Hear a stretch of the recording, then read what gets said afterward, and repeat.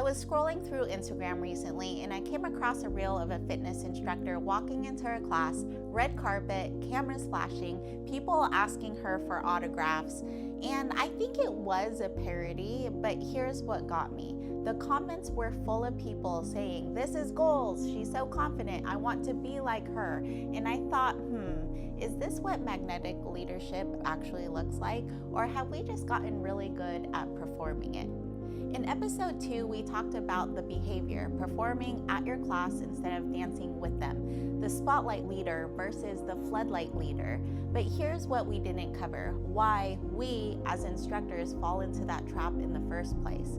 Because if we don't understand the root cause, the behavior keeps coming back. And if you're like how I was, you might not even realize you're coming across this way. I call this surface level confidence. It's the kind of confidence that needs an audience to exist, that needs recognition to feel real, that mistakes being seen for being significant. And in today's influencer-driven fitness culture, it's everywhere. And by the end of this video, you'll know the difference between surface level confidence and the kind of confidence that actually makes your class feel magnetic, and how to start building the real thing today. Hey, I'm Michelle, the founder of HiiPOP Dance Fitness. I created this series for fitness instructors who want a class that doesn't just fill up, but stays full, where members come back week after week and bring their friends. But here's what I learned after years of doing this. The classes that do that, they're not just well choreographed. They're built on deep connection and belonging. And that's exactly what this series is about. If that's the class you're building, hit subscribe. Now let's get into it. And here's what the fitness industry and honestly social media has done to us. It sold us a version of confidence that looks like the most polished reel, the biggest personality in the room, the instructor everyone is watching. And so we chase that. We work on our energy, we work on our presence, we work on being the most magnetic person in the room. But here's what nobody really talks about. When the instructor is the most exciting thing in the room, people don't feel inspired. They feel like spectators, and spectators don't keep coming back.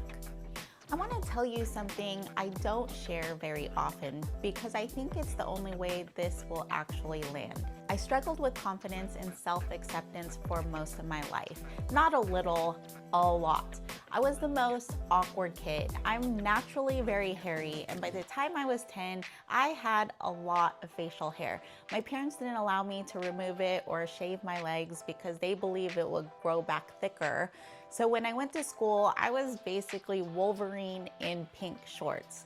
One day, I got so tired of the bullying, I went home, locked myself in the bathroom, and I nared my upper lip. I ended up with a horrible chemical burn. And the next day, as I walked through the hallway, everyone was laughing and mocking me, saying I had razor burn. And I tried to pull it off and say I had an allergic reaction to mushrooms.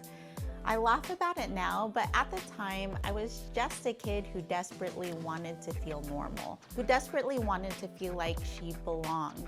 And that feeling followed me for a long time, well into adulthood and well into the early years of HiiPOP.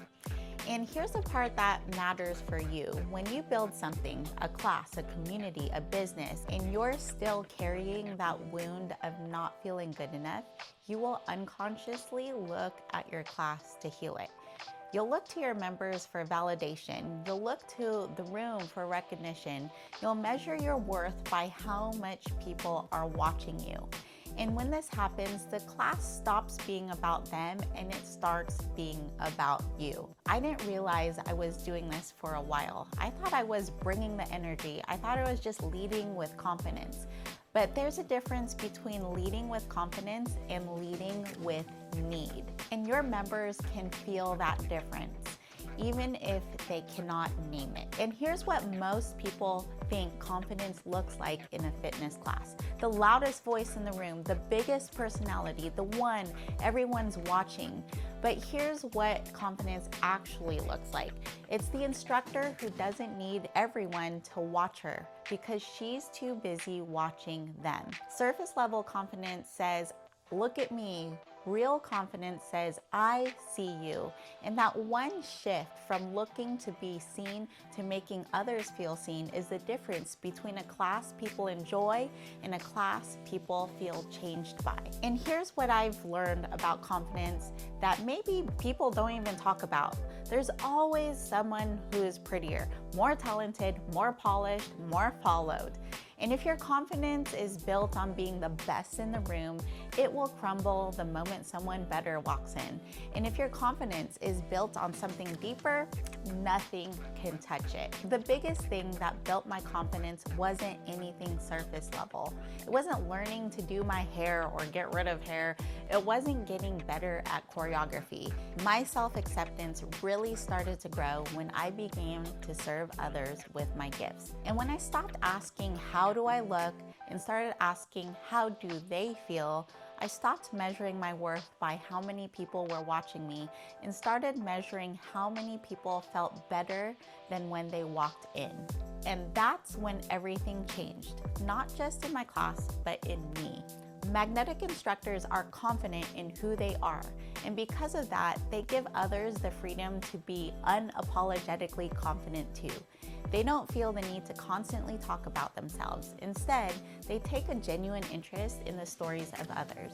Every time I learn about my members' stories, I am genuinely amazed by what they've had to overcome, by what they've built, by everything it took to get them to where they are today. There are so many people walking into your class carrying things you don't know about, battles you can't see, wins they haven't celebrated yet, stories that would stop you in your tracks. Magnetic instructors know how to draw those stories out and create connection through them. That's why they don't need the spotlight, because they've already found something deeper. And I want to name something here because I think it needs to be said. Social media has made it harder. The pressure to perform on camera, the pressure to be the most dynamic version of yourself online, the pressure to build a personal brand that looks a certain way, all of that is real and it's not going away. But here's the difference between showing up online to attract the right people and showing up in your class to perform for an audience. The most magnetic instructors I've ever seen, they're not the ones with the biggest personality. They're the ones who make everyone else feel important. That instructor on the reel, walking in like a celebrity, red carpet, cameras flashing, I don't think she's a bad person. I think she's doing what the culture has taught her to do. And honestly, I've been there too. There was a time I was so focused on being the energy, being the example, that without realizing it, my members became spectators. And spectators eventually find somewhere else to watch. Real confidence doesn't walk into the room and demand to be seen. Real confidence walks into a room and makes sure everyone else feels seen.